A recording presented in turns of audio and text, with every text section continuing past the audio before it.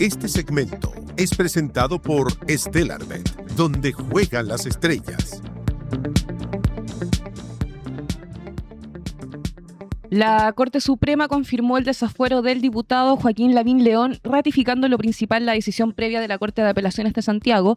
El parlamentario podrá ser formalizado por el Ministerio Público por presuntos delitos de fraude al fisco, tráfico de influencias y falsificación y uso malicioso de instrumento privado.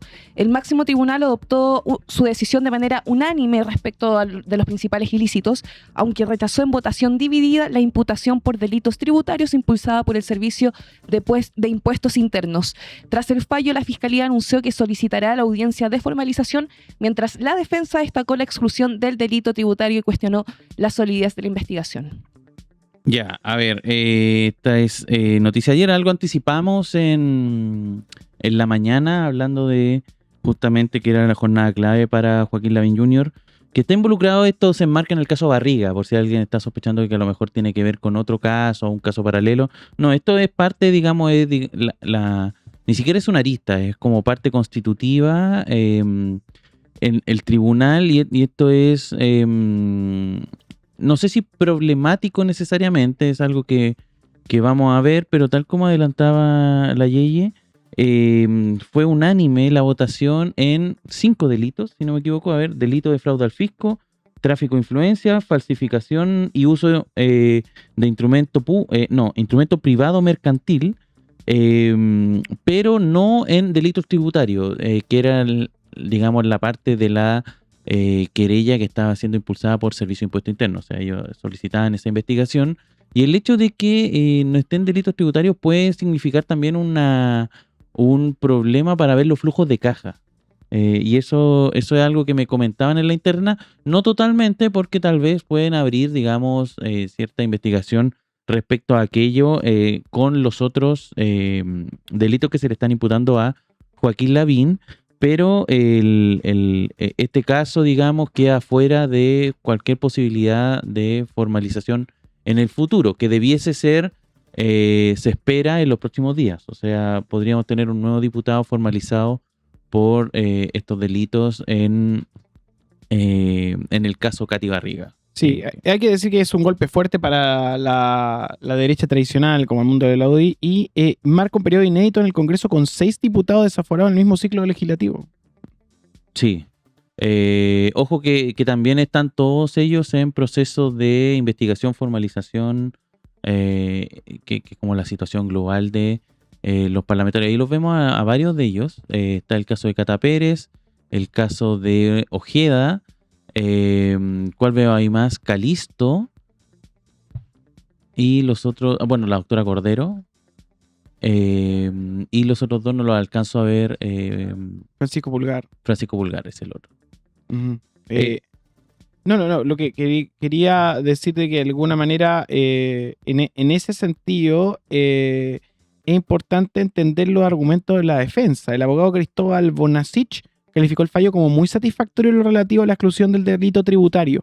Sostuvo que no existen diligencias suficientes que acrediten el supuesto fraude al fisco y que varias actuaciones han sido solicitadas por la defensa desde mayo pasado.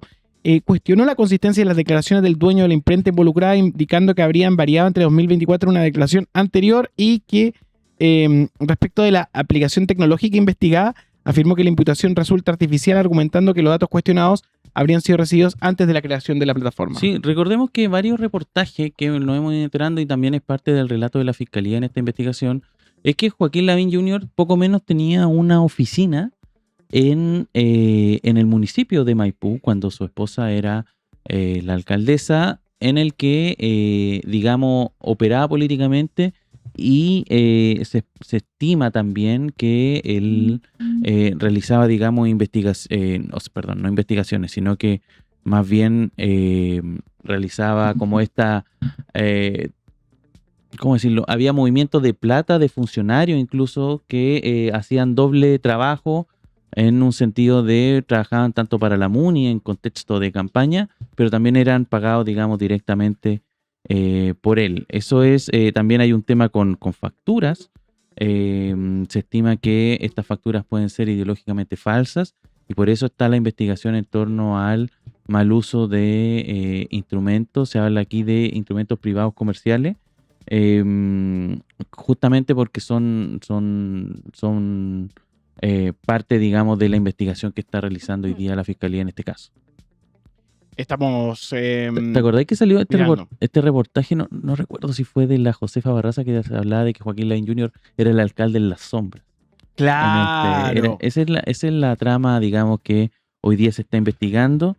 Es una trama que podría, al menos por los delitos que se le está investigando, arriesga justamente años de cárcel, y probablemente también ahí en ese contexto se pierda el resto del periodo parlamentario, que es lo complejo del caso. En síntesis, la Corte Suprema ratificó el desafuero del diputado Joaquín Lavín León y podrá ser formalizado. El parlamentario va a dejar el Congreso el próximo 11 de marzo. Sí, pues, no fue a la reelección, así que prácticamente queda relegado a su función y no volvería eventualmente en caso de que la formalización sea de aquí a el 1 de marzo, que ya es la otra semana. Puesto número 2.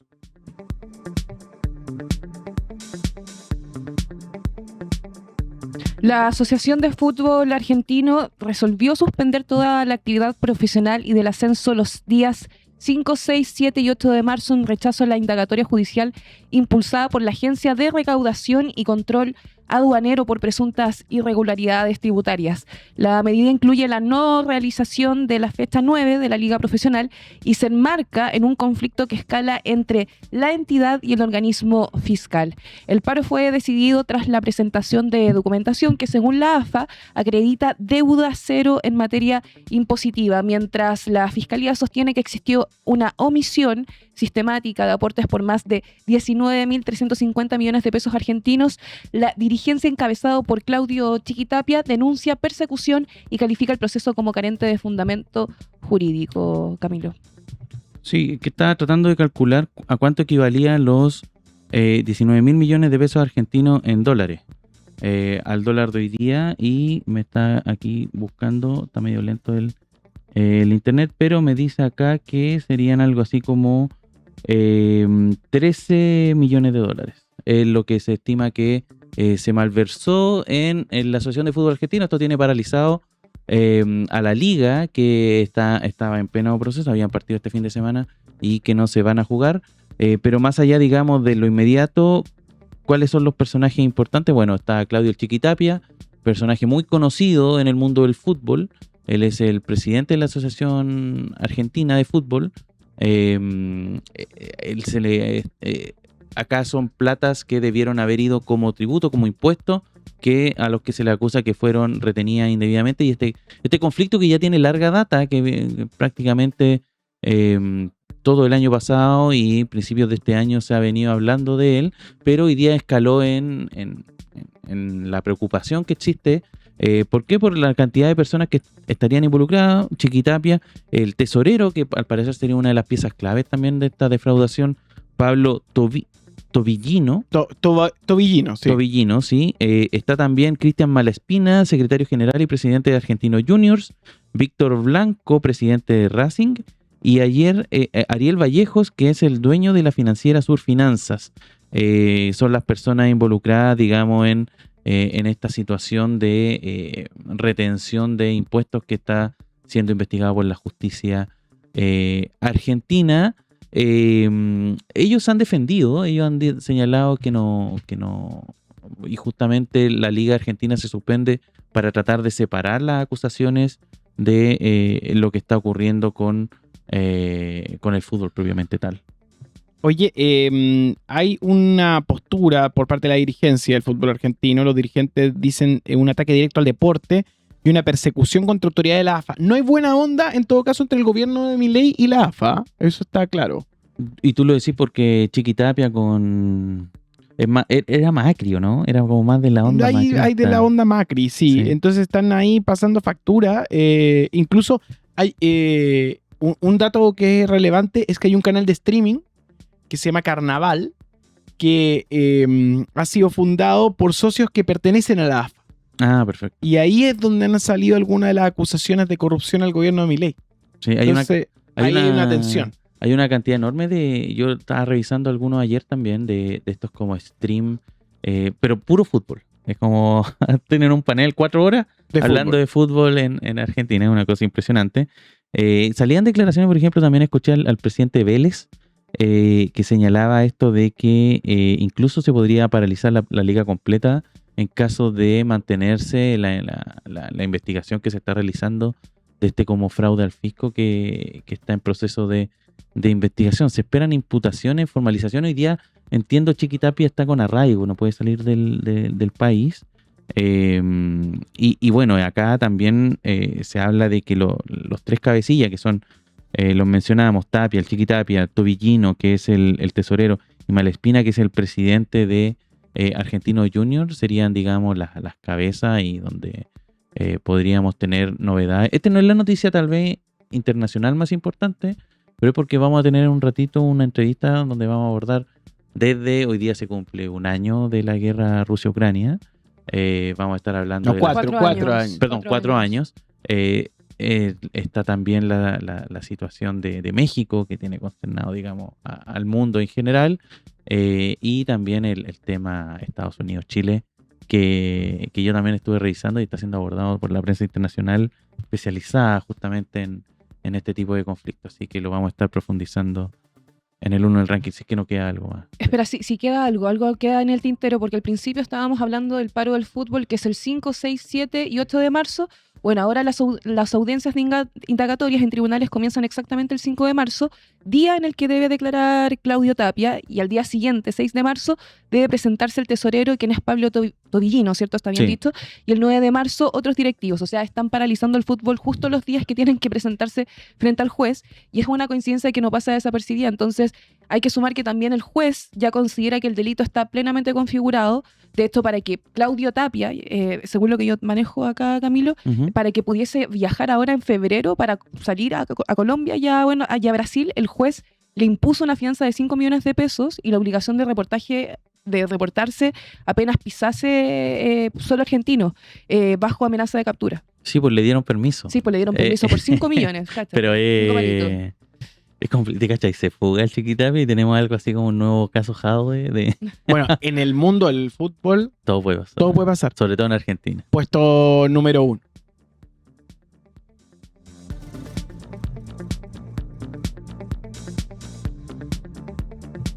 El embajador de Estados Unidos en Chile, Brandon Judd, defendió la revocación de visas al ministro de Transportes, Juan Carlos Muñoz, y a 2 asesores del gobierno de Gabriel Boric, asegurando que se trata de una decisión soberana de Washington.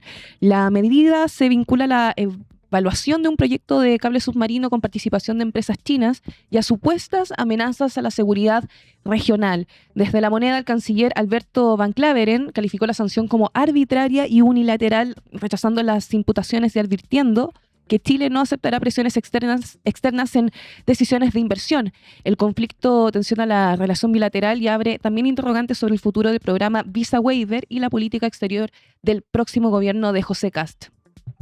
Sí, a ver, me gustaría que buscáramos mientras el video del embajador, que ayer hizo un stream desde las cuentas de la Embajada de Estados Unidos. Sí. Hay como también una idea de agrupar seguidores porque y con medios propios, no a través de los medios de prensa. Es una estrategia que es a lo menos interesante lo que está poniendo en práctica la Embajada de Estados Unidos a través de Judd, que es el embajador, amigo de Donald Trump. Lo hemos comentado acá, un personaje que viene a darle un giro también a la política exterior, particularmente aplicada en Chile, y que ya ha recibido 2 llamados de atención por parte de nuestra Cancillería, que es justamente la que primero, cuando ocurrió este tema de las visas, lo llamó para pedirle un informe concreto de qué era justamente lo que estaba pasando.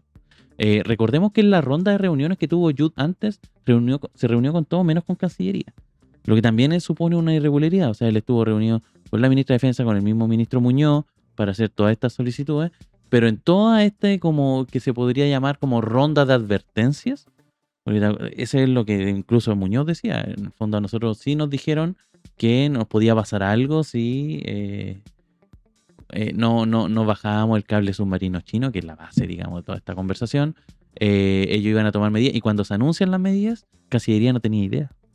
Y eso es complejo, digamos. ¿Por qué? Porque se supone que son el primer interlocutor que debiese tener la Embajada de Estados Unidos. Veamos el video mientras del embajador y analizamos sus palabras porque fueron bien duras las que lanzó ayer. Chile, as we speak, has the sovereign right to make decisions for themselves. What they don't get to choose is they don't get to choose the repercussions of those decisions. Certainly decisions that are made are going to have consequences. They always have consequences. But the right of Chile to make a decision, that still exists. We're not taking that right away. We never have taken that right away.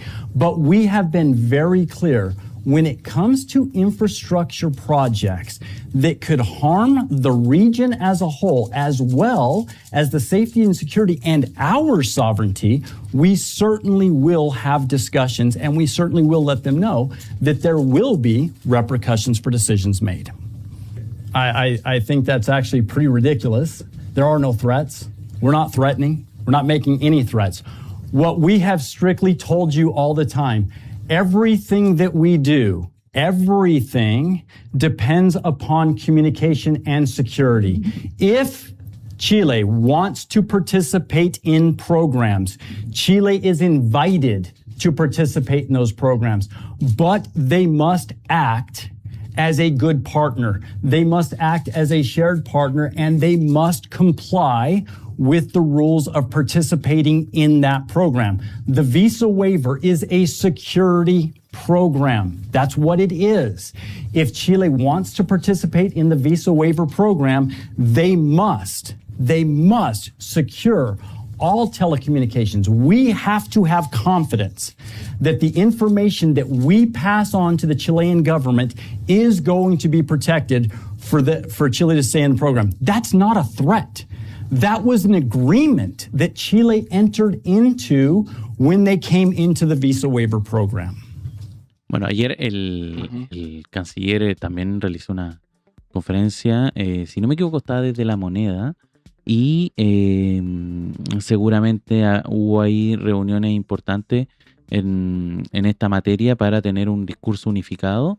Lo importante de esa respuesta era que, tildaron las declaraciones del embajador de inaceptables, poner porque finalmente, claro, se esmera en recalcar que no es una amenaza, pero claramente poner en duda la continuidad de la visa waiver justamente por este conflicto a propósito de este cable submarino chino. Pero ojo que esta actitud matonesca no solamente pasa con nosotros, de hecho si nos vamos a Europa, específicamente en Francia, el gobierno de Emmanuel Macron en estos momentos, acaba de restringirle el acceso al ejecutivo al embajador estadounidense allá, quien es Charles Kushner, y luego de que este diera declaraciones polémicas sobre un caso de violencia política. Entonces, París le cerró las puertas de los ministerios, y yo creo que el punto más delicado de todo esto es el periodo de transición que vamos a estar viviendo desde el cambio de mando que vamos a estar experimentando desde el 11 de marzo, porque el ex canciller Ignacio Walker levantó una alerta y advirtió que el próximo viaje de Kast a Estados Unidos podría transformarse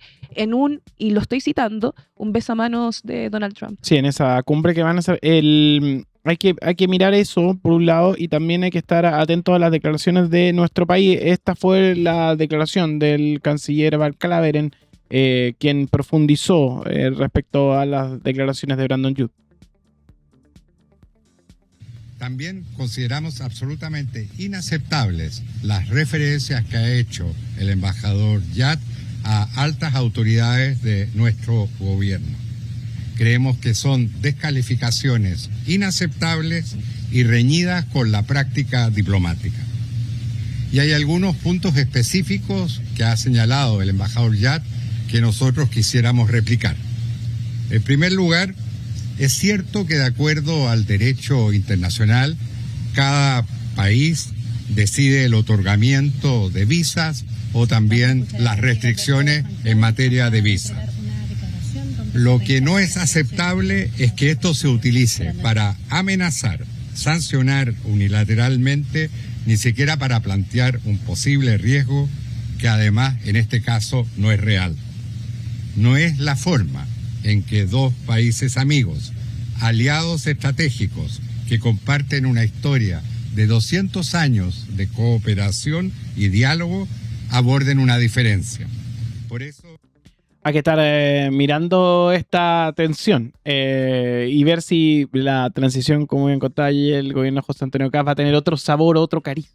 Sí, ahí quería que, bueno, en este mismo tema, que está todo el mundo opinando y analizando la situación, me gustaría que viéramos el tuit que lanzó Eugenio Figueroa, periodista y editor, entiendo, de Sin Filtro, Sí. respecto a este tema, que propuso una negociación en esta materia para analizar para analizar justamente porque lo que él propone es entregar a Estados Unidos finalmente el cable submarino chino, pero a cambio de una salida apoyada por Estados Unidos de migrantes ilegales en ese contexto, lo que ha generado muchos comentarios en la red social X. No, ¿en serio? ¿Y cuál es el arroba cipayo? Sí, Mayo. Arroba cipallín. ¿Lo tiene, José? No, Ahí está. no, ese es otro. Pero bueno, te llamó la atención. A lo mejor lo borró, pero era justamente lo vi anoche y me llamó mucho la atención. Varios decían, oye, ¿y si cambiamos el cable submarino a cambio de una caja de chocolate? No, son pesadas. Son pesadas. Oye, a ver, yo creo que estamos viendo una ofensiva diplomática inédita. Eso va a ser importante. Y la vamos a estar analizando nada más y nada menos que con Gilberto Aranda en la próxima media hora. Camilo Espinosa, seguimos atentos a la actualidad. ¿Hay algún apunte más? Respecto a este tema, sí, seguramente van a venir más novedades. Hoy día salió también en T13, me parece que es una noticia exclusiva de ellos, que el ministro Muñoz había firmado el decreto justamente de este cable submarino, pero se había anulado a los 2 días. Esto recordemos que es un proyecto que se presentó a fines de noviembre, que se tramitó durante diciembre, que todavía no finaliza ni se cierran esa conversación, pero que va seguramente a traer, hay también hay alrededor de como 9, 10 trámites que tendría que pasar este cable submarino en caso de que se decida continuar con este proyecto. Y recordemos que el cable Humboldt, que es el primero que tenía esta naturaleza y que finalmente va a conectar a Chile con China, pero con el intermedio de Australia fundamentalmente, entra en curso este año.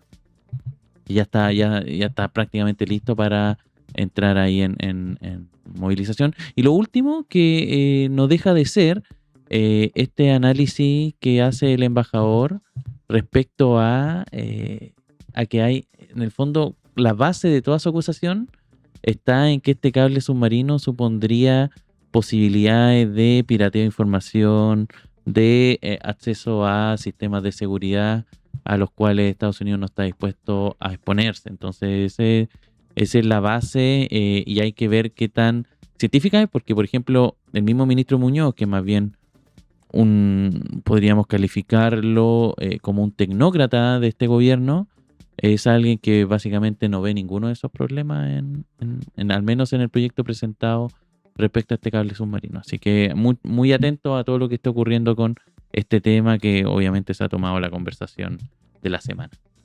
Muchas gracias, Camilo.